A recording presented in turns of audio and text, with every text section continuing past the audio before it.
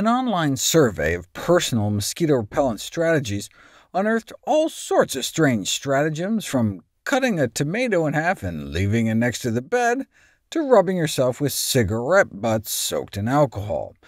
You could also soak yourself in alcohol with a gin and tonic, cut down on sugar, cut out meat, or bananas. But what's funny is some say avoid bananas, some say eat bananas to stave off mosquitoes, and others say topically rub them on your skin. I don't even want to know about what else you might do with them. Eat bananas? Avoid bananas? You don't know until you put it to the test. The impact of the consumption of bananas on attraction of a malaria mosquito to humans.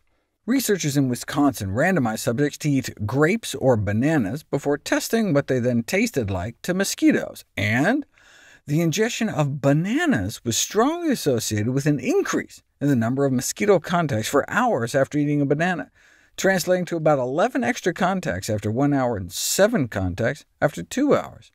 Meanwhile, the ingestion of grapes had no effect. Interestingly, it didn't seem to matter how many bananas you eat at once, as eating 3 bananas didn't appear to make people any tastier than eating 1.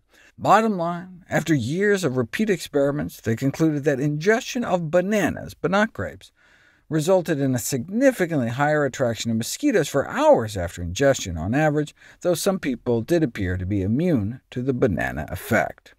What about that gin and tonic? Some have suggested alcohol will keep the bugs away.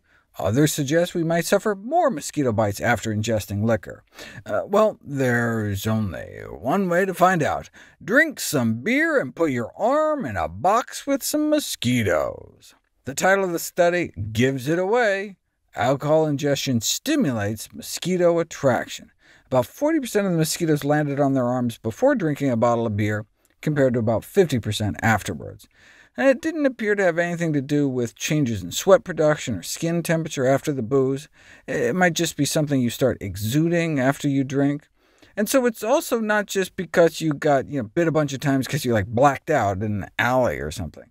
The researchers concluded that since the percent of mosquitoes landing on volunteers significantly increased after beer ingestion, drinking alcohol stimulates mosquito attraction.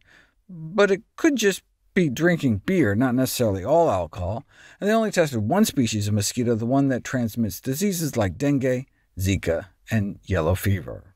What about gauging human attractiveness to malaria mosquitoes? Before and after volunteers consumed either beer, using 25 volunteers and a total of 2,500 mosquitoes, or water as a control, with 18 volunteers and only about 1,800 mosquitoes. And water consumption had no effect, but beer consumption increased the attractiveness of the volunteers. It's like the mosquitoes put on beer goggles. Beer consumption increases human attractiveness. To date, bananas and beer are the only dietary components that have been shown to increase mosquito attraction. OK, but we want to repel mosquitoes, not attract them. What about testing B vitamins as a home remedy against mosquitoes? B vitamins are often recommended in the popular media as a systemic repellent against mosquitoes, especially on the web.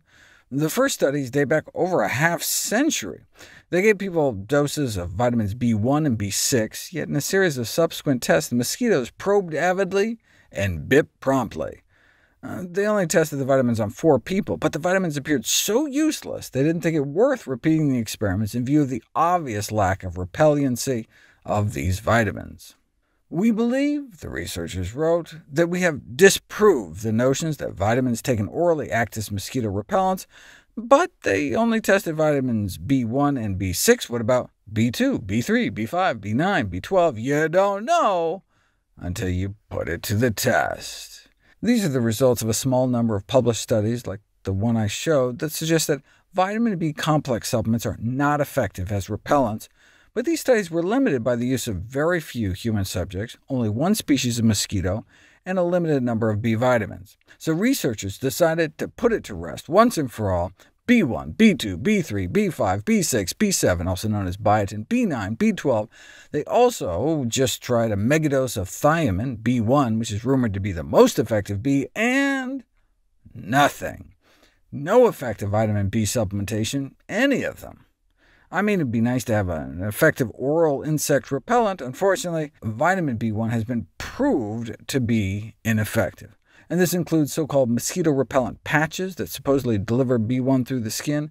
No protection provided whatsoever. Bottom line, vitamin B1, also known as thiamine, is not a systemic mosquito repellent in men. They also tried smearing it on people's skin. With failure after failure, you start feeling bad for the volunteers, seated in a room with their shirts off. Then they just release 100 suckers into the room.